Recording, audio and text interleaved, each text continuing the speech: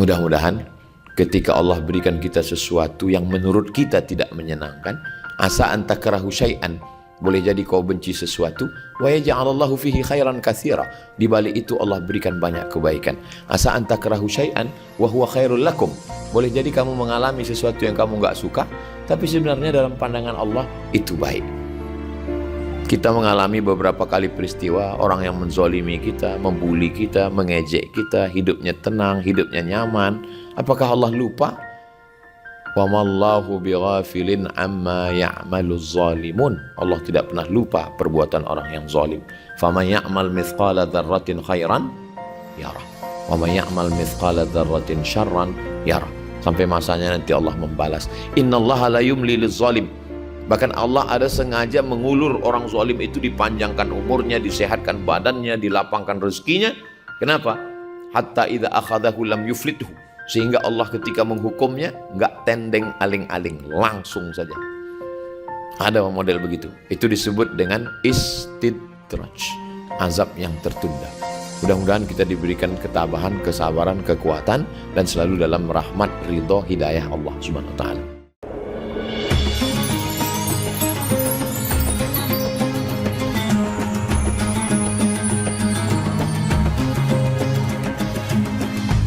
Assalamualaikum warahmatullahi wabarakatuh. Kalau pergi ke Pulau Batam, jangan lupa menangkap ikan. Dari bunyi sambutan salam, sepertinya belum dapat sup durian. Saya dengan Ustadz Lukman beserta rombongan pagi ini mengucapkan banyak terima kasih kepada Haji Rais beserta seluruh keluarga, sahabat-sahabat.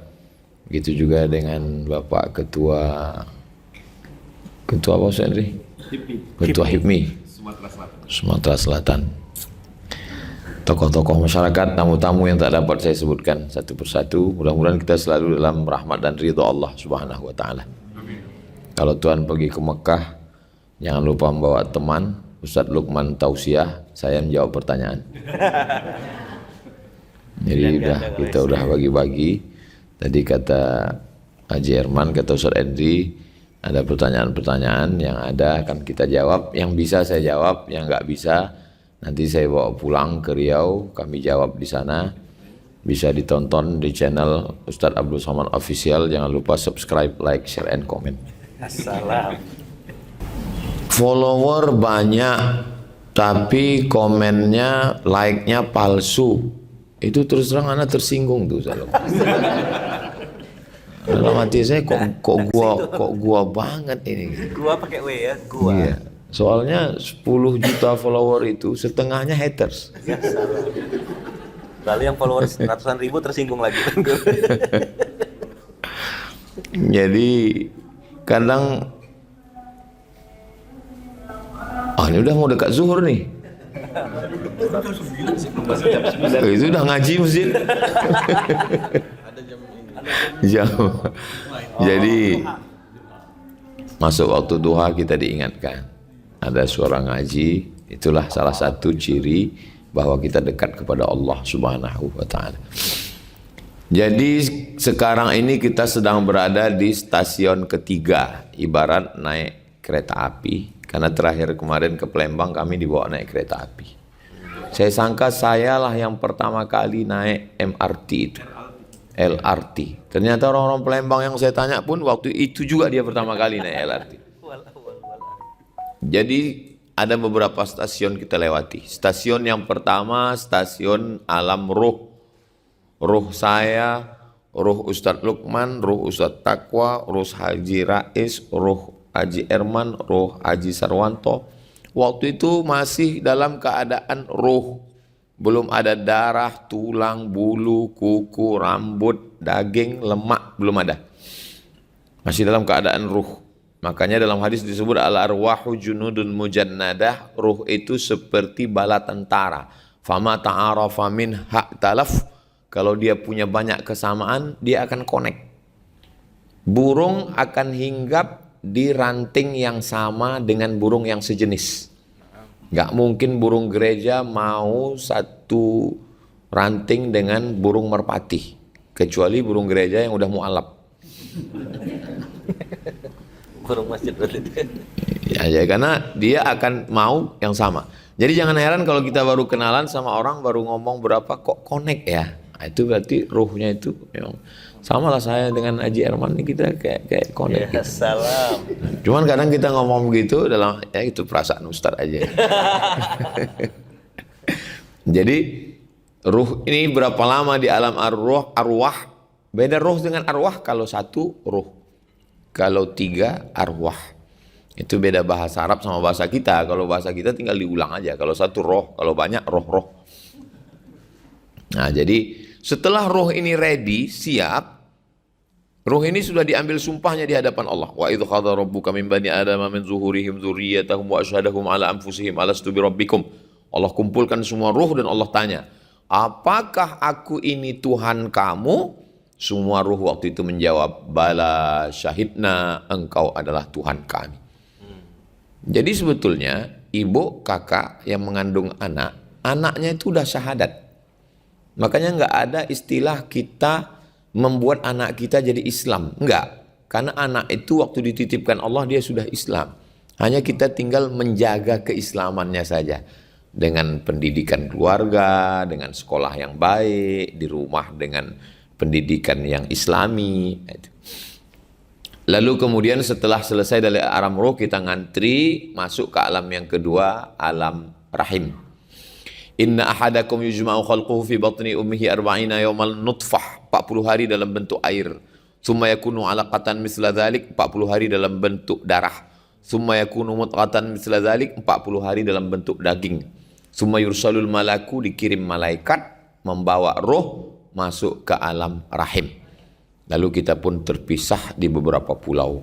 Ustadz Lukman ke Pulau Kalimantan, saya ke Pulau Sumatera, Pak Sarwanto di Pulau Jawa, Haji Rais di Kalimantan juga. Lalu kemudian akhirnya kita ketemu lagi. Di dalam alam rahim ini 9 bulan 10 hari. Normalnya begitu. Sekarang kabarnya udah tinggal 5 bulan.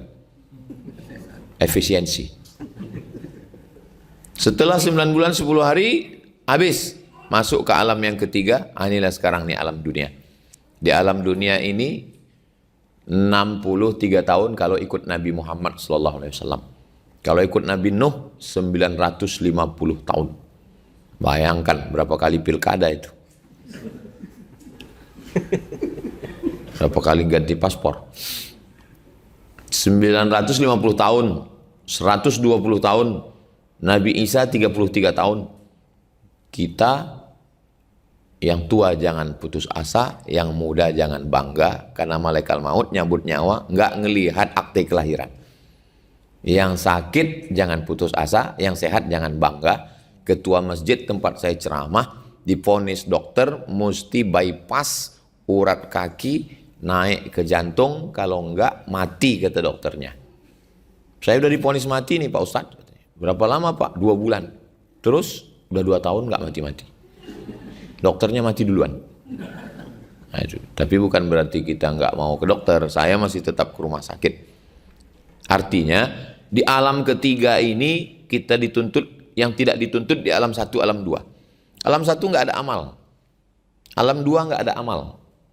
Kalau mau beramal cuman di alam yang ketiga ini. Dan amalnya ada 4. Yang pertama amal badan, tegak, ruku, sujud, tawaf, sa'i, perang, jihad, itu amal badan. Yang kedua amal lisan, subhanallah, alhamdulillah, la ilaha illallah, Allahu akbar, sholawat, istighfar, tahlil, itu amal lisan.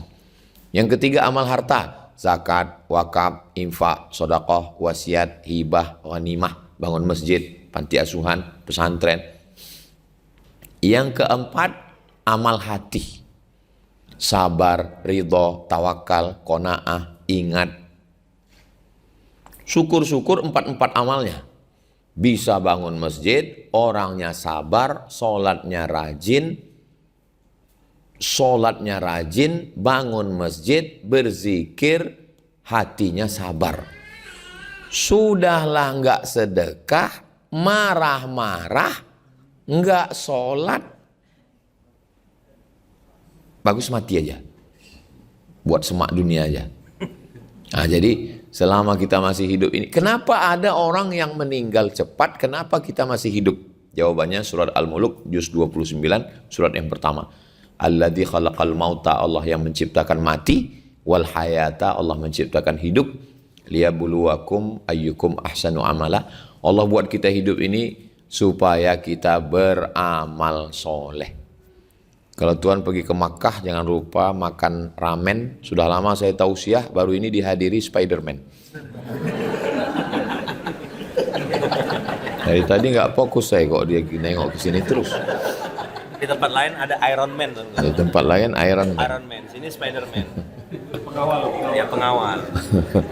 Dia satu komunitas tuh. Alam ketiga. Marvel.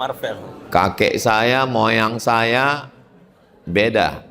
Saya ditakdirkan sezaman dengan Spider-Man.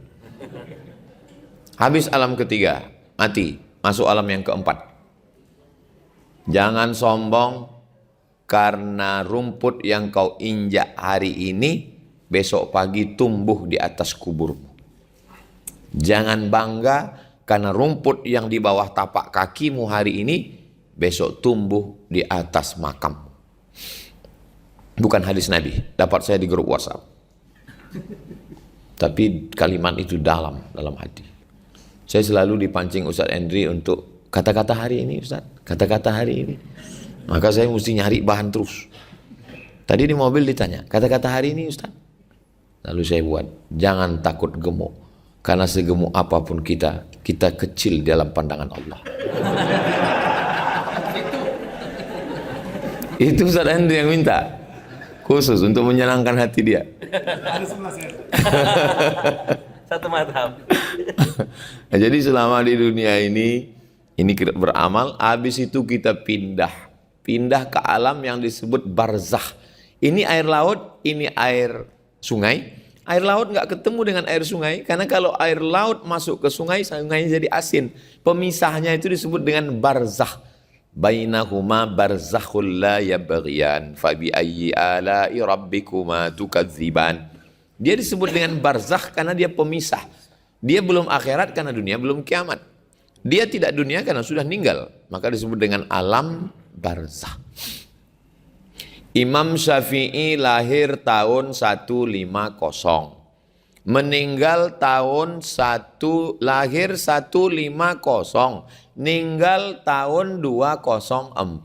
Sekarang tahun 1447. Pertanyaannya, berapa lamakah Imam Syafi'i di atas tanah dan berapa lama di dalam tanah? Ini bagus untuk tes anggota HIPMI. Lahir 150, meninggal 204. Berarti dia di atas tanah 54 tahun. Meninggal 204, sekarang 1447. Berarti dia di dalam tanah, orang HIPMI itu cepat ngitungnya. 44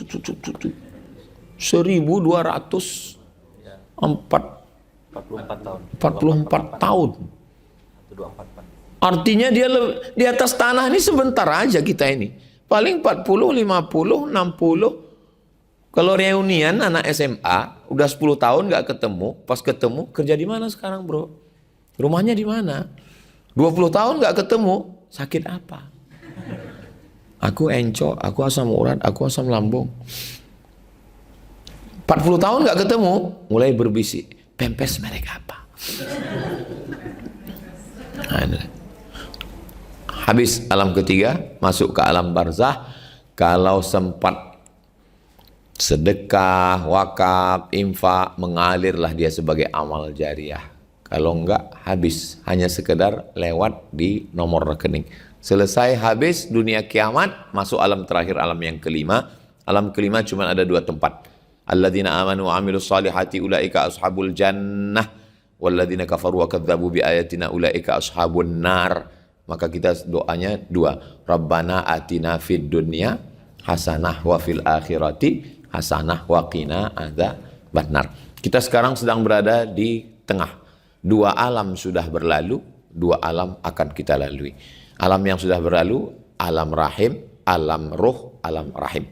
Sekarang sedang di tengah alam dunia, 2 alam akan kita lewati, alam barzakh, alam akhirat. Mudah-mudahan kelima alam ini kita semuanya dalam keadaan selamat. Bersama kita di rumah Haji Rais pagi ini, bersama juga hendaknya nanti kita di surga bersama Rasulullah Sallallahu Alaihi Wasallam. Itu 10 menit, jangan kemana-mana, kita lanjutkan setelah yang satu ini.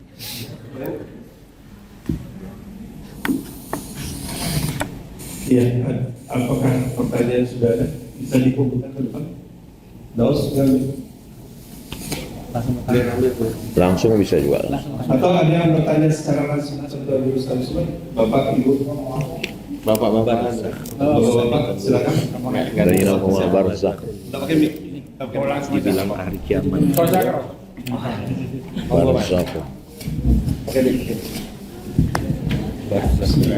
Assalamualaikum warahmatullahi wabarakatuh. Waalaikumsalam warahmatullahi wabarakatuh.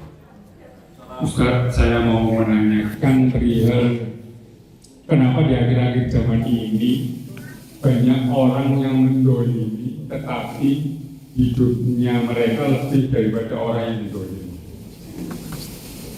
Dan itu pun tidak hanya sekedar materi, tapi beliaunya yang mendolim ini juga, masya Allahnya bergerak di bidang agama seperti itu. Itu aja. Mungkin saya minta saran Ustaz yang mungkin yang mendolim. Itu aja, cukup sekian. Assalamualaikum warahmatullahi wabarakatuh. Abu Lahab yang menzolimi, hidupnya di atas sutra, makannya enak. Nabi Muhammad yang dizolimi, tidurnya di atas pelepah korma. Kalau dia bangun, berbekas di pundaknya. Tidak ada yang bisa dimakan sampai batu diikat ke perutnya. Pernah 1 bulan kami hanya makan kurma dan air, kata Aisyah. Yang menzolimi, hidupnya adem, ayam, tentrem, nyaman, senang, kenyang. Yang dizolimi, hidupnya malah susah. Jadi cerita masalah yang menzolimi hidup enak, yang dizolimi hidup susah, ini bukan cerita 2026. Yang menzolimi Fir'aun, tinggalnya di istana, dikawal-kawal, gelasnya dari emas, piringnya dari emas. Waktu ditemukan mumi-mumi itu emas-emas semua. Yang dizolimi Nabi Musa, 11 tahun mengembala kambing Nabi Syuaib, tinggal di gurun pasir. Yang dizolimi susah, yang menzolimi malah kaya. Ini bukan cerita baru, cuman kebetulan kita baru ngalami. Kebetulan kita baru dizolimi orang, terus kok aku gini ya. Makanya Quran itu isinya cerita. Faqsusil qasasa, ceritakan kisah-kisah itu la'allahum yatafakkarun, supaya kita mikir bahwa dulu ada yang menzolimi, namanya Namrus, hidupnya bahagia. Namrus berapa lama berkuasa? 400 tahun. Berapa periode itu? Namrus 400 tahun. Yang dizolimi Ibrahim, dibakar, lari dari Babilonia ke Mesir, menghadapi orang macam-macam. Yang menzolimi enak, bahagia. Yang dizolimi sengsara. Jadi cerita tentang orang yang menzolimi hidupnya nyaman, yang dizolimi hidupnya susah, memang itulah isi dunia ini. Jadi kalau hari ini kita mengalami yang sama, saat ada Namrus, ada Ibrahim, ada Fir'aun, ada Musa, ada Habil, ada Kabil, ada Titus, ada Isa, ada Muhammad, ada Abu Lahab, ada aku, ada kamu. Gimana kambing sama? Kenapa orang jahil, orang jahat hidupnya kok kelihatannya enak? Kenapa orang baik enggak enak kelihatannya?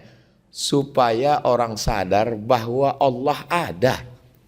Pernah ulama ditanya, kenapa orang jahil bisa mimpin orang alim? Ada orang alim, tapi yang jadi pemimpinnya kok orang jahil. Supaya orang alim itu ngerti bahwa Allah Maha Kuasa. Karena kadang orang berilmu ini dia merasa, Saya berkuasa. Enggak. Wallahu ala kulli syai'in qadir. Inilah dunia. Kita diajarkan di dunia ini untuk memahami hakikat dunia. Orang kalau paham dia dunia ini, enggak perlu dia ngomong macam-macam. Dia bilang, oh itu sudah alhamdulillah tuh. Oh, udah alhamdulillah. Syukur. Man arafat dunia hanat alaih. Siapa yang ngerti dunia, maka ringan dia melihat dunia ini. Enggak sampai setengah sayap nyamuk. Lalu di mana kita baru melihat orang zalim masuk neraka, orang baik bahagia nanti di surga. Ah, saya nggak mau di surga Pak Ustadz, maunya sekarang. Emang hidup request? Nanti sampai masanya barulah. Tapi itu yang Ustadz sebutkan tadi kan pada akhirnya mati semua. Iya, tapi cerita kita kan menjelang mati. Waktu mati itu memang merana semua. Namrus matinya, kalau mati disambar geledek agak keren. Namrus itu matinya masuk nyamuk ke dalam. Lupa pakai autan. Masuk nyamuk ke dalam, menggigit otaknya, dia pukul kepalanya enggak juga mati, dia ambil palu, dia antukkan ke dinding, mati. Fir'aun yang katanya hebat itu, matinya tersedak di Laut Merah. Tenggelam, mati. Kalau tersedak dengan bubur durian masih enak. Tersedak air laut asin. Coba nanti ambil air garam, tersedak. Kalau mau ngerasakan gimana rasanya Fir'aun. Kata Fir'aun, rasamu belum tentu rasaku. Ya, salam.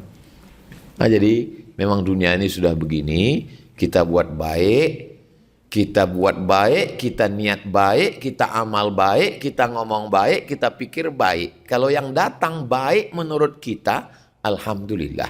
Yang datang menurut kita enggak baik, sesungguhnya dalam pandangan Allah pun itu baik. Kalau dikasih papa uang, baik.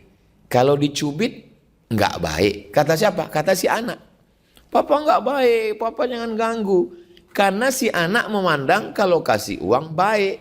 Kalau diganggu enggak baik. Padahal dalam pandangan bapaknya, antara ngasih uang dengan dicubit sama-sama baik. Beda cara pandang, memandang sesuatu. Kalau seorang anak dengan bapak aja beda cara pandang, apalagi logika kita dengan pandangan Allah Subhanahu wa ta'ala. Ketika sama kita cara memandang melihat sesuatu dengan Allah, namanya taufik. Cara pandang kita dengan pandangan Allah sama. Kata Allah, bangun malam. Kata kita, aku mau tidur. Berarti enggak taufik. Enggak connect. Enggak klop. Ketika Allah mengatakan bangun malam dan kita bangun tahajud dengan ringannya, berarti kita taufik. Makanya selalu billahi taufik wal hidayah. Semoga kita mendapatkan taufik. Amin. Ada satu ibu-ibu enggak bilang amin, diam. Ibu kok enggak bilang amin? Saya udah dapat taufik. Rupanya nama suaminya Pak Taufik. Mudah-mudahan ketika Allah berikan kita sesuatu yang menurut kita tidak menyenangkan, asa anta karahu syai'an, boleh jadi kau benci sesuatu, wa yaj'alallahu fihi khairan katsira, di balik itu Allah berikan banyak kebaikan. Asa anta karahu syai'an wa huwa khairul lakum, boleh jadi kamu mengalami sesuatu yang kamu enggak suka, tapi sebenarnya dalam pandangan Allah itu baik. Kita mengalami beberapa kali peristiwa orang yang menzolimi kita, membuli kita, mengejek kita, hidupnya tenang, hidupnya nyaman. Apakah Allah lupa? Wa mallahu bighafilin amma ya'maluz zalimun. Allah tidak pernah lupa perbuatan orang yang zalim. Faman ya'mal mithqala dzarratin khairan yarah. Wa man ya'mal mithqala dzarratin syarran yarah. Sampai masanya nanti Allah membalas. Innallaha la yumli liz-zalim. Bahkan Allah ada sengaja mengulur orang zalim itu, dipanjangkan umurnya, disehatkan badannya, dilapangkan rezekinya. Kenapa? Hatta idza akhadahu lam yuflithu. Sehingga Allah ketika menghukumnya enggak tendeng aling-aling, langsung saja. Ada model begitu. Itu disebut dengan istidraj, azab yang tertunda. Mudah-mudahan kita diberikan ketabahan, kesabaran, kekuatan, dan selalu dalam rahmat, ridho, hidayah Allah Subhanahu wa taala. Demikian, wallahu a'lam. Ada yang bertanya soal jawab. Hadis man arafa nafsahu faqad arafa rabbahu. Siapa yang mengenal dirinya maka dia mengenal Tuhannya. Itu bukan hadis ucapan Nabi. Hadis itu ada 3. Pertama, ucapan Nabi namanya hadis qauli. Yang kedua, perbuatan Nabi namanya hadis fi'li. Yang ketiga, perbuatan sahabat yang disetujui Nabi namanya hadis takriri. Man arafa nafsahu, siapa yang mengenal dirinya, faqad arafa rabbahu, dia mengenal Tuhannya, itu bukan hadis. Itu ucapan ulama tasawuf. Tapi maknanya bagus. Apa maknanya? Kata ulama, siapa yang mengenal dirinya lemah, maka dia kenal Allah Maha Kuat. Siapa yang mengenal dirinya nggak punya apa-apa, maka dia kenal Allah yang Maha Kuasa. Begitu penjelasan ulama ahli sunnah wal jamaah. Adapun kaji-kaji makrifat yang di internet pakai ini, kalimatnya benar tapi pelintirannya, ujung-ujungnya nanti ngaku dirinya Tuhan. Aku adalah percikan pancaran dari Tuhan. Kalau sudah dia merasa dirinya bagian dari Tuhan, dia nggak akan sholat. Kenapa? Tuhan nggak mungkin nyembah Tuhan. Dan ketika dibantah, ini kajian kamu ini sesat. Ustadz Somad belum sampai pada hakikat. Dia masih ngaji syariat. Ini yang model-model begini ini, makanya ahli sunnah wal jamaah itu punya 3 rukun. Akidahnya Asy'ari, fikihnya Syafi'i, tasawufnya Imam Al-Ghazali. Kita memang bertasawuf, tapi bukan tasawuf yang nyasar-nyasar, nyerempet-nyerempet. Tasawuf oplosan, campur semua agama lalu dikasih label tasawuf.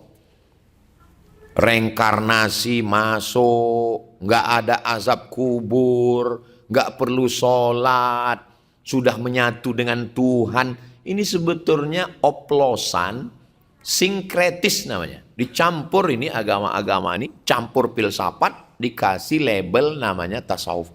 Padahal itu bukan tasawuf. Tasawuf ahli sunnah wal jamaah adalah tasawuf ihya ulumiddin. Makanya kalau ngaji tasawuf pakai kitab.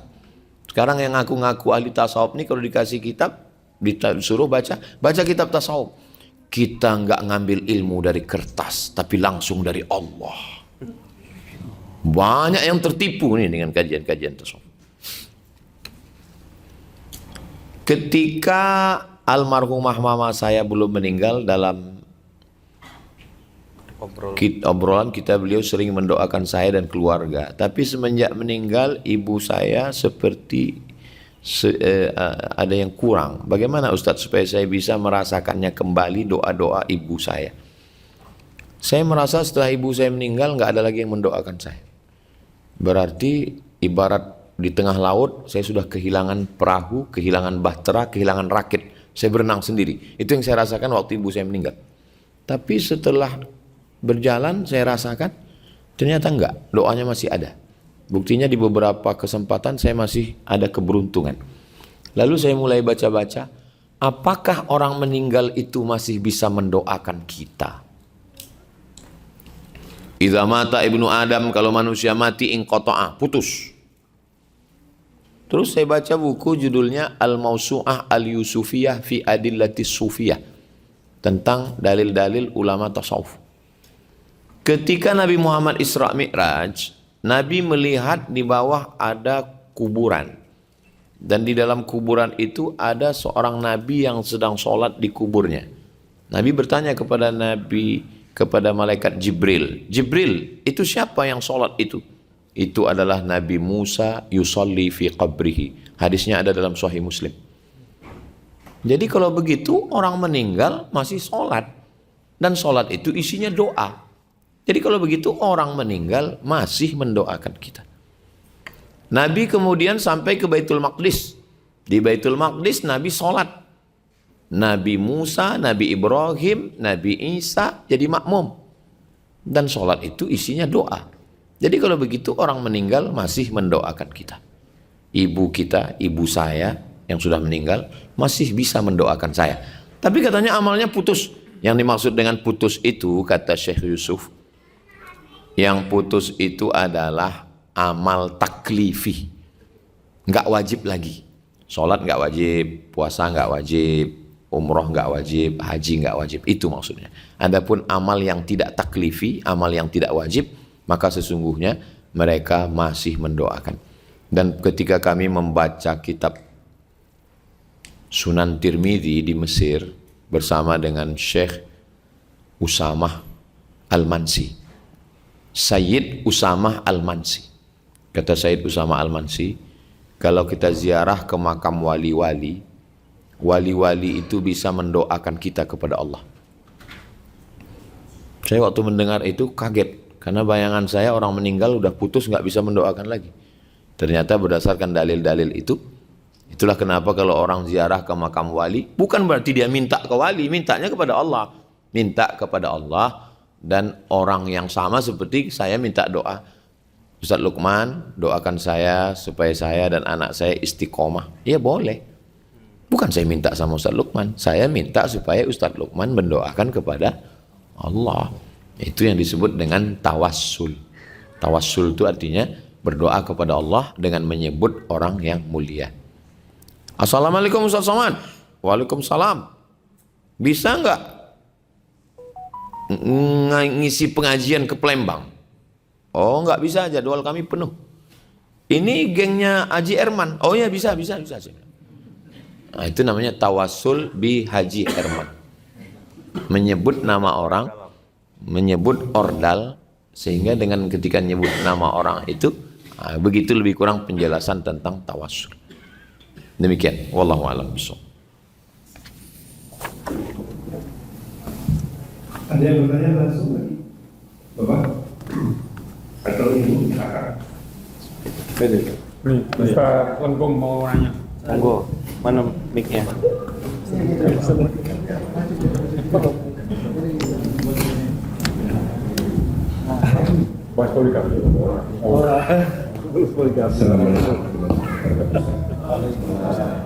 Waalaikumsalam. Membahas tentang masalah tasawuf yang Ustaz sampaikan tadi, kami mohon pesan bagaimana kita belajar bertasawuf yang benar dan rujukannya ke siapa, mengingat para imam-imam besar seperti Imam Ghazali itu kan di akhir hayat beliau mengarahnya ke dasar. Terima kasih. Wassalamualaikum warahmatullahi wabarakatuh. Waalaikumsalam warahmatullahi wabarakatuh. Mbah Hasyim Asy'ari, pendiri Nahdlatul Ulama, menulis kitab judulnya Risalatu Ahli Sunnah wal Jamaah. Ahli Sunnah itu siapa? Dalam bidang akidah ngikut Imam Abul Hasan Al-Asy'ari. Kalau mau baca kitab ngaji akidah, pakai kitab judulnya Jala'ul Afham Syarah Aqidatil Awam. Buku itu ditulis oleh Sayyid Muhammad Alawi bin Habbas Al-Hasani Al-Maliki Makkah.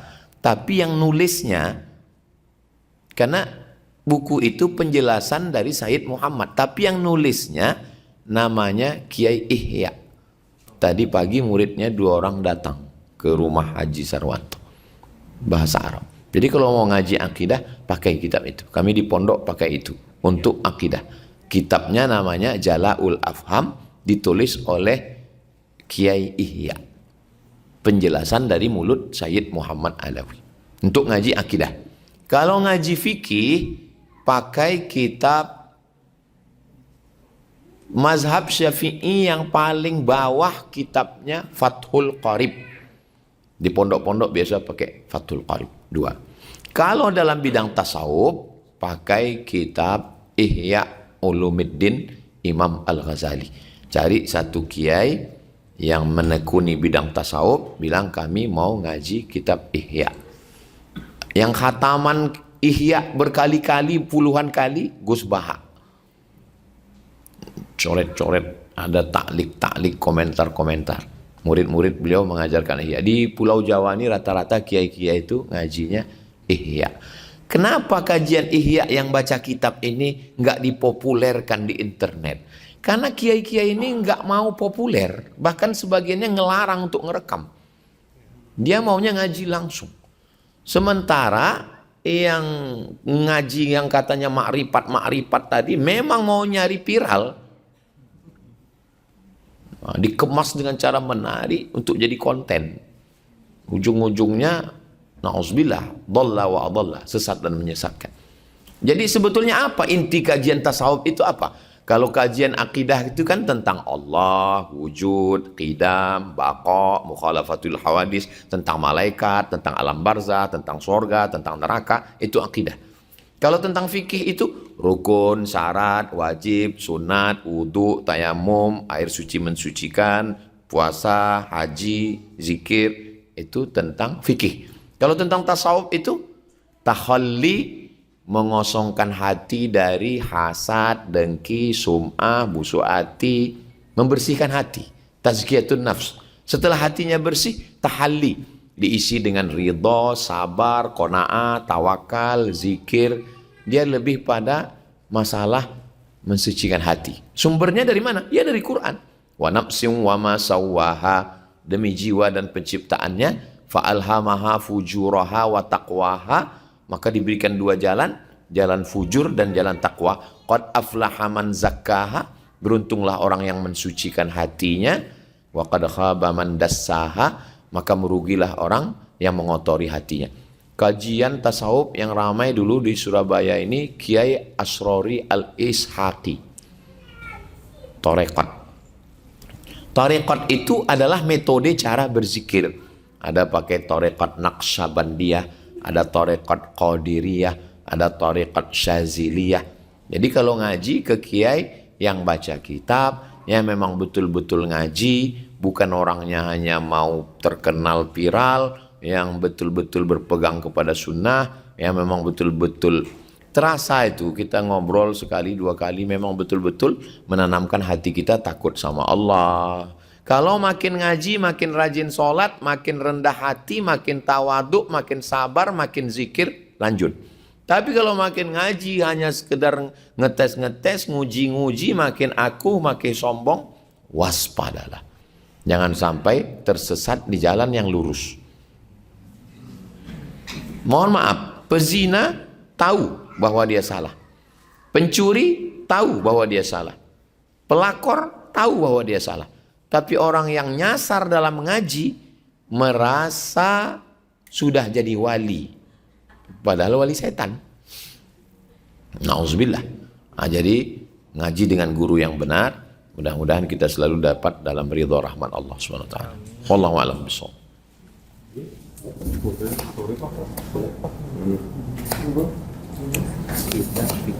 Ya, ada yang lain? Ibu-ibu nih belum. Iman Ada yang ganjel apa ibu-ibu? Iman Ada yang berkaitan? perdebatan Ada. istawa atau anas dan itu akidah. Pembahasan akidah. Ayat mutasyabih. Ya. fikih kan tadi bah jais wajib rukun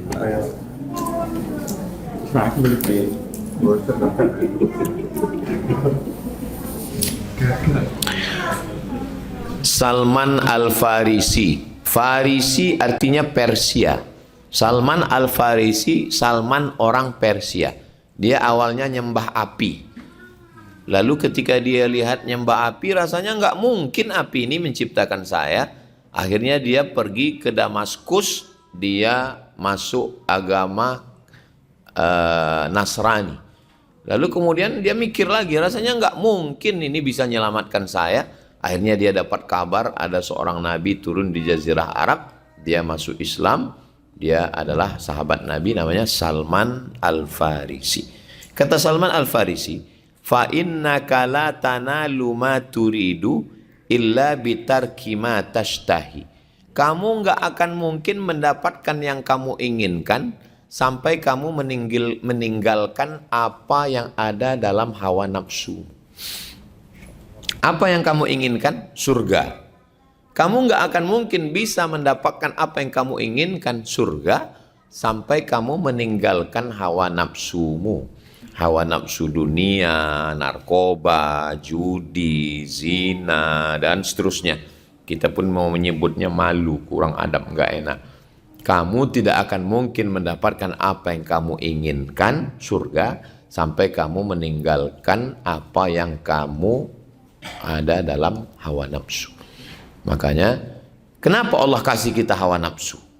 Ya supaya ada ujiannya. Ujian SMP, ujian SMA, ujian S1 ada skripsinya, ujian S2 ada tesisnya, ujian S3 ada disertasinya. Nah, maka kita masing-masing diberikan ada hawa nafsu, ada keinginan. Sampai kapan nafsu ini hilang? Nafsu ini hilang kalau mati. Makanya kalau ada orang ngomong, saya udah nggak ada nafsu lagi Pak Ustadz, berarti udah mati. Selama hayat di kandung badan, selama jantung masih berdetak, selama napas masih berhembus, selama darah masih mengalir, masih ada hawa nafsu. Sampai mati kita masih ada hawa nafsu. Tapi begitu kita sudah sakratul maut, husnul khotimah, selesailah ujian kita. Makanya setan itu menggoda ketika masih ada hawa nafsu. Innallaha yaqbalu taubatal abdi qabla an yugharghir. Allah masih nerima taubat seorang hamba sampai dia gharghara. Kalau sudah gharghara, udah selesai, tertutup pintu taubat. Jadi kita ini selalu terus melawan. Begini kata nafsu, kita lawan. Kata nafsu jangan bangun dulu, kita bangun sholat subuh. Kata nafsu jangan wudhu dulu, kita lawan, kita langsung wudhu. Kata nafsu jangan sedekah dulu, kita bayar zakat, infak, wakaf, sedekah. Kata nafsu jangan ke Mekah dulu, nanti udah agak-agak tua baru ke Mekah, kita lawan, kita berangkat. Kata nafsu jangan ke Mekah dulu, doa putaran 1-2 belum hafal, enggak penting. Yang penting subhanallah walhamdulillah. Nah, jadi selalu dia berbisik-bisik, di nafsu itulah setan masuk. Alladzi waswisu fi sudurin nas minal jinnati wan nas. Wallahu a'lam bishawab. Ya, ada yang lain yang mau bertanya? Ibu-ibu, Ibu, silakan ya. Mungkin ada yang mengganti yang ingin ditanyakan. Ayo, Ibu, dalam rumah tangga.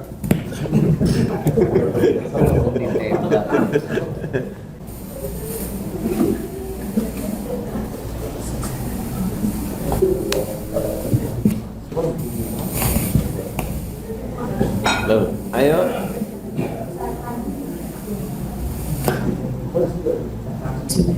Assalamualaikum warahmatullahi wabarakatuh. Waalaikumsalam warahmatullahi. Ustaz izin bertanya, kali ini yang bahwa jika kita mengenali diri kita ini adalah makhluk yang lemah, maka kita akan lebih memahami kebesaran Allah. Apakah kalimat ini bisa kita terapkan dalam kita mencari rezeki? Misalnya kita sudah merasa untuk saat ini sudah cukup dan sudah tidak ingin ekspansi atau seperti apa, karena diri ini merasa bahwa khawatir jika nanti memang ekspansi atau seperti apa, maka kita akan semakin jauh dari Allah. Misalnya mungkin terkait dengan sholat tepat waktu, berkurangnya waktu untuk mengaji dan lain-lain. Mungkin ada kiat supaya bisa menjadi kaya raya dengan tenang dan semakin dekat kepada Allah Subhanahu wa taala. Assalamualaikum warahmatullahi wabarakatuh. Waalaikumsalam warahmatullahi wabarakatuh. Nabi Muhammad itu mengatakan nanti kamu akan merebut Yaman. Nanti kamu akan menguasai negeri Syam. Nanti kamu akan menguasai Konstantinopel. 3. Waktu menggali parit Khandaq, waktu perang Khandaq yang sekarang Masjid 7 di Madinah itu. Masjid 7 itu artinya 7 pos waktu penggalian parit. Bekas pos-pos itu jadi masjid 7. Waktu pacul itu kena ke batu memancar cahaya. Kata Nabi, cahaya pertama saya lihat kamu menguasai Yaman. Cahaya kedua kamu menguasai Syam. Cahaya ketiga kamu menguasai Rum. Apa maksudnya? Yaman dikuasai satu negara. Makkah Madinah satu negara, Saudi Arabia. Syam 4 negara, Suriah, Lebanon, Palestina, Yordania, 6 negara. Kalaulah pakai logika berpikir yang ibu sampaikan tadi, ya udah kita cukup di Masjid Nabawi ini adalah zikir-zikir sampai malaikat maut datang. Itu bukan ajaran Islam. Kalau ada yang ngajarkan begitu, kita nggak perlu menguasai Eropa, nggak perlu menguasai Amerika, nggak perlu menguasai Rusia. Ya udahlah kita di sini aja. Itu Islam versi Snok Horgronje. Pura-pura masuk Islam, tinggal di Makkah selama 6 bulan. Bahkan dialah yang, kalau ada foto-foto 100 tahun yang lalu di Makkah, itu hasil foto jepretan Snok Horgronje. Namanya berubah menjadi Abdul Ghafur. Untung nggak Abdul Somad. Habis itu dia pergi ke Aceh, ngobok-ngobok Aceh. Nikah dengan orang Bandung. Setelah itu pulang dia ke Amsterdam. Bapak sejarawan Ridwan Saidi ziarah ke makamnya di Amsterdam. Murtad akhir hayatnya. Di batu nisannya tetap tertulis Snokhorgroni. Dialah yang mengatakan, kamu ibadah aja.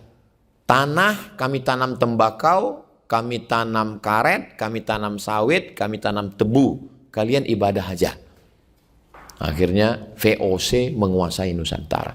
Itu bukan ajaran Islam.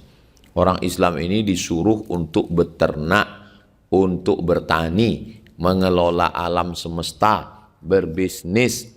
Hampir semua ibadah-ibadah itu dengan harta. Man bana masjidan banallah mithlahu baitan fil jannah. Siapa yang bangun masjid, Allah bangunkan tempatnya di surga. Bangun masjid dengan harta. Ibadah yang paling mengalir, sedekahun jariyah dengan harta. Ibadah menyantuni anak yatim, ana wa kafilul yatim, aku dan orang yang menyantuni anak yatim kahata ini, seperti ini di surga dengan harta. Adapun orang yang mengatakan, kalau saya bisnis ini, nanti saya nggak punya waktu untuk sholat. Dia bisa ngangkat karyawan. Dia bisa ngangkat para analis ekonomi. Dia bisa ngangkat banyak pengusaha, bisa mengangkat karyawan, bisa mengangkat tim think tank orang yang berpikir. Jadi tidak, kalau begitu cara berpikir kita, habis ini tanah ini diambil orang lain. Habis usaha ini diambil orang lain. Nabi ketika mengatakan, la taftahunnal Konstantiniyah, kamu akan menguasai Konstantinopel. Konstantinopel disebut Nabi dalam hadis. Datang sahabat Nabi namanya Abu Ayyub Al-Ansari, umurnya 80 tahun. Orang umur 80 tahun dari Makkah ke Konstantinopel, Turki. Meninggal di Turki. Makam Abu Ayyub Al-Ansari itu di Istanbul, Turki. Artinya apa? Dia nggak penting kalau saya berhasil atau enggak. Yang penting saya action dulu. Gagal. Sahabat Nabi gagal merebut Konstantinopel. 700 tahun setelah itu baru berhasil direbut oleh seorang anak muda bernama Muhammad Al-Fatih. Muhammad Al-Fatih diajak ziarah oleh gurunya Syekh Agha Syamsuddin ke makam Abu Ayyub Al-Ansari. Makam Abu Ayyub Al-Ansari menjadi tempat wisata religi di bawah pohon rimbun.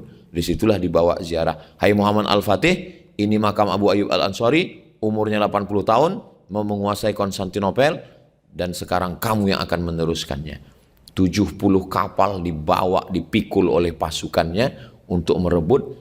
Akhirnya Konstantinopel berubah menjadi Istanbul. Seorang berkewarganegaraan Amerika bernama Bernard Lewis. Darahnya darah Yahudi. Bernard Lewis mengatakan Islam akan menguasai Eropa dan Amerika, bukan dengan pedang. Jadi orang Islam ini mesti berpikir bisnisnya, politiknya, bahwa Islam mesti menguasai Amerika, Eropa. Karena Bernard Lewis mengatakan Islam akan menguasai Eropa, orang Eropa ketakutan. Maka muncullah yang disebut dengan Islamophobia. Islamophobia itu yang menciptakannya itu orang Yahudi ini. Karena orang Barat itu bawaannya takut aja. Dia kalau ngelihat laut, takut nanti akan muncul makhluk dari laut namanya Godzilla. Kalau dia lagi malam ngelihat bintang di langit, takut nanti akan muncul makhluk yang ngences namanya alien. Ngelihat mobil di mall parkir di bawah basement, takut nanti mobil ini akan berubah menjadi transformer. Tapi ketakutan mereka yang paling mengerikan adalah ketakutan terhadap Islam.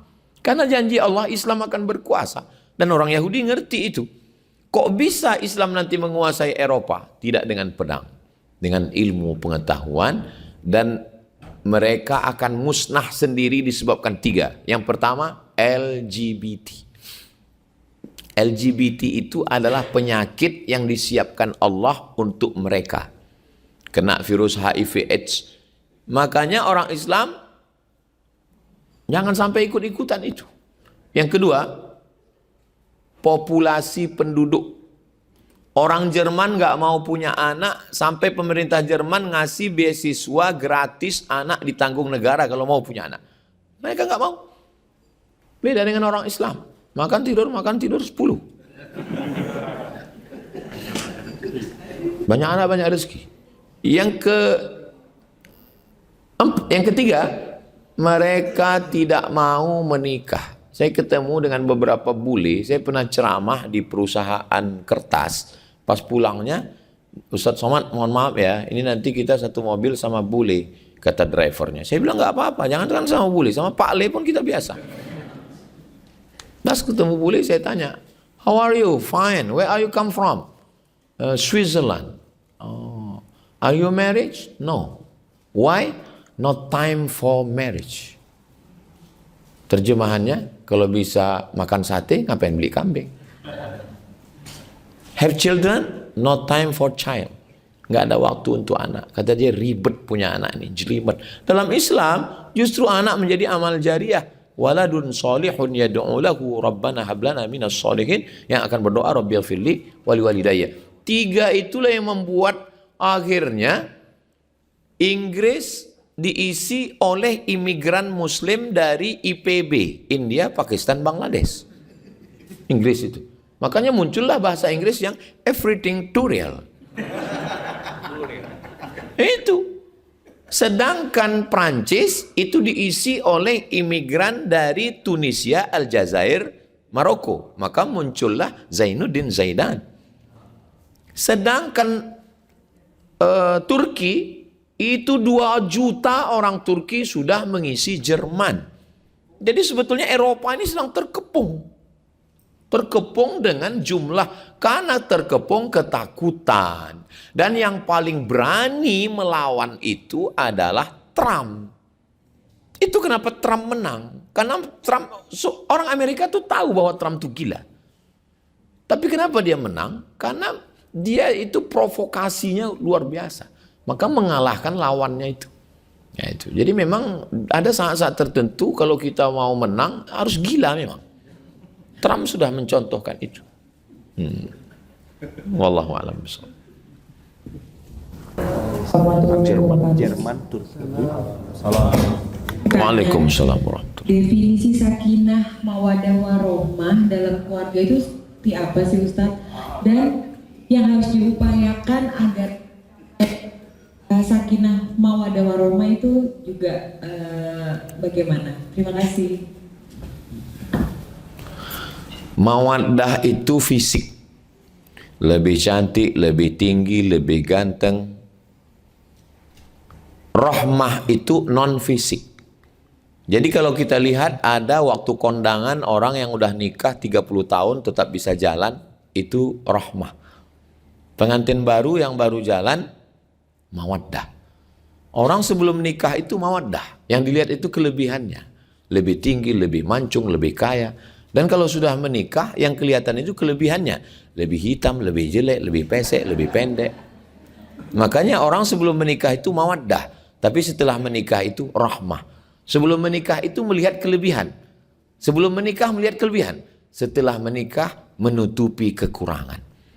Makanya kalau orang tetap hanya ingin melihat kelebihan, akhirnya muncullah kalimat hijau rumput di rumah lebih hijau rumput sintetis. Perawatan.